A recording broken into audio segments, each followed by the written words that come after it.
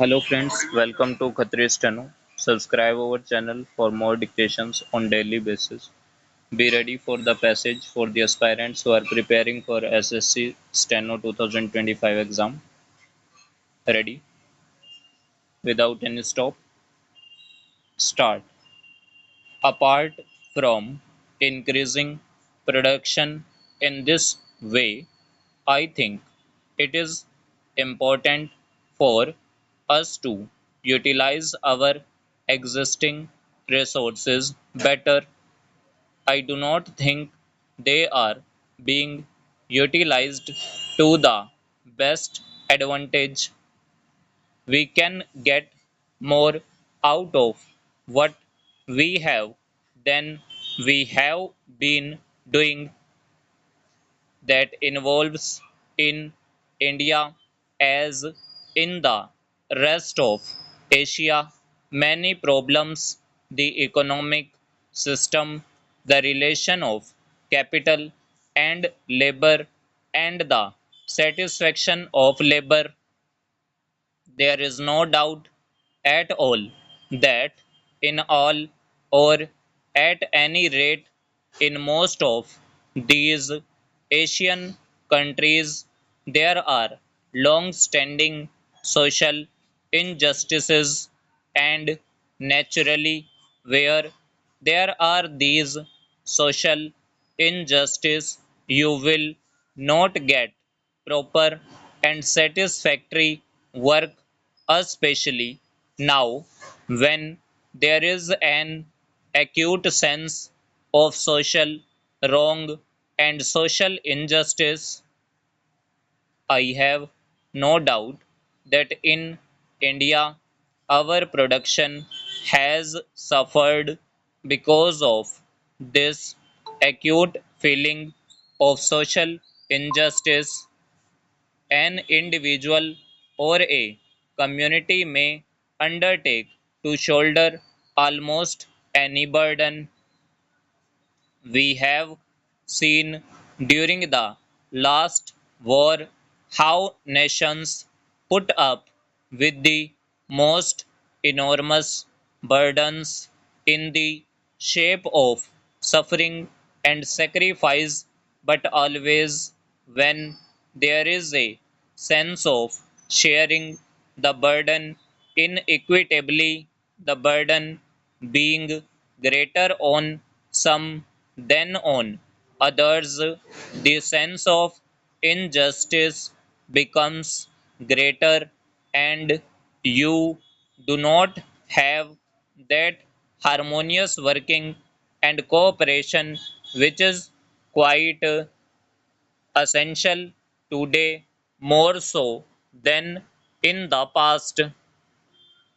Therefore, this problem has to be viewed from the human point of view, quite apart from a purely economic point of view. If one does view it from that human point of view, if one tries to cooperate without entering into a long argument, I think one can go far in solving it and getting the measure of cooperation even among people who may hold different theories. So, I would beg this commission to consider this problem from the human point of view of removing social injustices. The Commission, of course, is not going to dictate to each individual country about its economic structure, but any advice from the Commission will no doubt go a long way, and most countries will probably follow it in the largest measure they can. Now, to repeat what I have said, I hope this Commission will bear in mind the fact that we are dealing with hundreds of millions of human beings and not abstract countries and abstract groups. Each individual is a member of a family.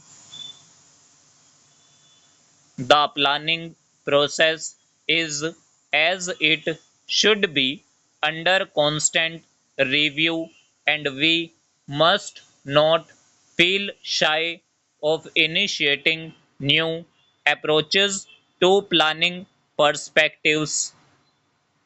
After 50 years of independence, the tangible benefits of planning are yet to reach the millions of our countrymen living in the remote rural areas.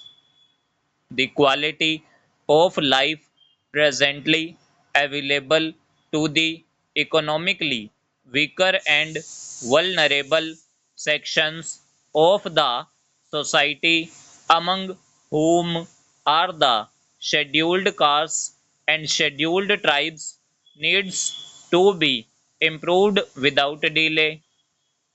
The end result of planning should be monitored and evaluated so as to ensure that there is a noticeable shift in emphasis from the urban to the rural areas and from the better off sections of society to those unfortunate brethren who constitute a silent majority. Only then can we take pride that our planning effort has been realistic and worthwhile. Any effort in the direction I have indicated cannot possibly be fruitful unless the administration wishes to implement these socio-economic programs is in tune with the underlying spirit of this planning exercise and responds with sympathy, understanding, and a sense of urgency to the tasks given to it. Only then will the needs of the common man, particularly of the economically weaker and more vulnerable sections of society in the remote rural areas, come nearer solution. After 50 years of independence, inadequate housing, communications, health and medical care, and essential commodities at reasonable prices continue to be beyond the reach of the millions of our countrymen. We need to search our hearts to locate immediate and long term shortfalls in reaching the benefits of planning to the grassroots of our society. Our planners are now engaged in putting a realistic, result oriented rural bias into our plans for socio economic development.